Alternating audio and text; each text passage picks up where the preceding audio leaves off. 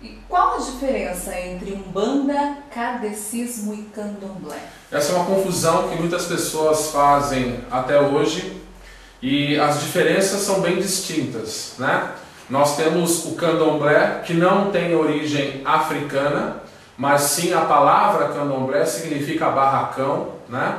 Ele foi fundado no Brasil com a migração do tráfico negreiro da África para a Bahia, em Salvador, aonde as etnias africanas que se reuniam ali tinham que unir as suas forças, as suas crenças, os seus aprendizados, para poderem fundar, podemos se dizer, uma força de fé para combater o senhor do engenho. Então, o Candomblé, ele não tem a manifestação como existe na Umbanda, dos guias espirituais que vêm aconselhar as pessoas que vão até a casa procurar ajuda. No Candomblé, os guias espirituais que nós conhecemos na Umbanda são conhecidos com a palavra Egum. A palavra Egum no dialeto africano significa espíritos de homens que já foram encarnados, que já tiveram uma passagem pela terra. Então, para eles não tem um grau de purificação suficiente para haver a comunicação desses espíritos.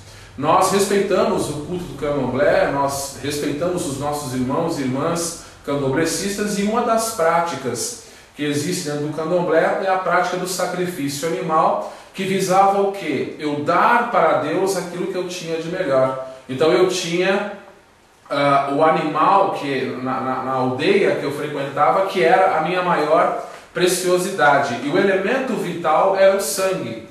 Era aquele elemento que gerava, que dava vida, que dava força às oferendas. Então, a Umbanda, diferente do Candomblé, alguns comentam que ela foi uma cópia do Candomblé, quando a Umbanda, na realidade, foi fundada em 15 de novembro de 1908 com a manifestação do Caboclo das Sete Encruzilhadas, através de Zélio de Moraes, e ela tem toda uma doutrina, ou seja, ela tem todo um ritual litúrgico baseado nos ensinamentos do Caboclo das Sete Encruzilhadas.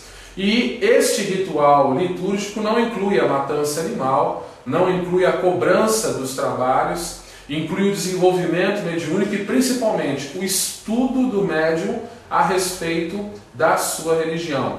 É importante a gente falarmos de estudo que nem todas as casas umbandistas ao longo dos anos, e não por culpa da Umbanda, mas por praticantes da Umbanda que não davam muita importância para isso, davam importância para o estudo mediúnico, né? Você conhecer a sua religião.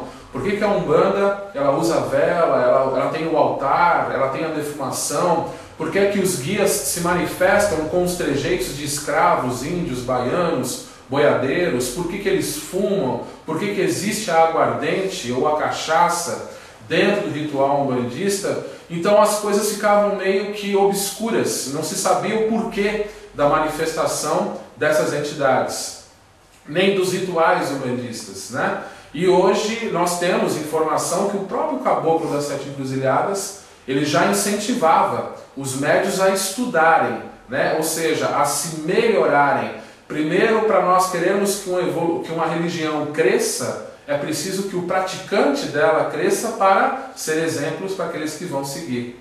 E nós temos os irmãos kardecistas.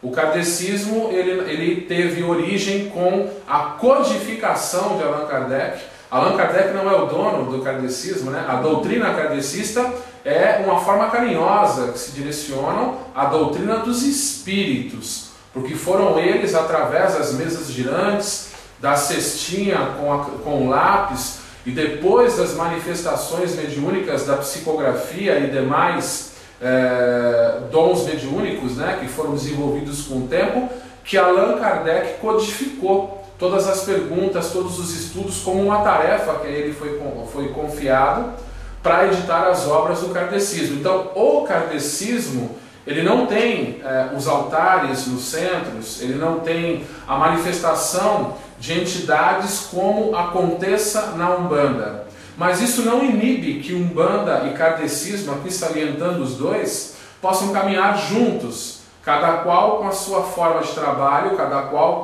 com o seu aprendizado, mas salientando que religião ela existe para separar os homens. Na espiritualidade, os espíritos trabalham em conjunto. Então nós vemos que na espiritualidade existe compromisso com as causas do Cristo, e não compromisso de erguer essa ou aquela bandeira religiosa e criar uma confusão, uma separação, quando a função da religião é religar, ou seja, unir, levar o homem até Deus. E dei a sua mão.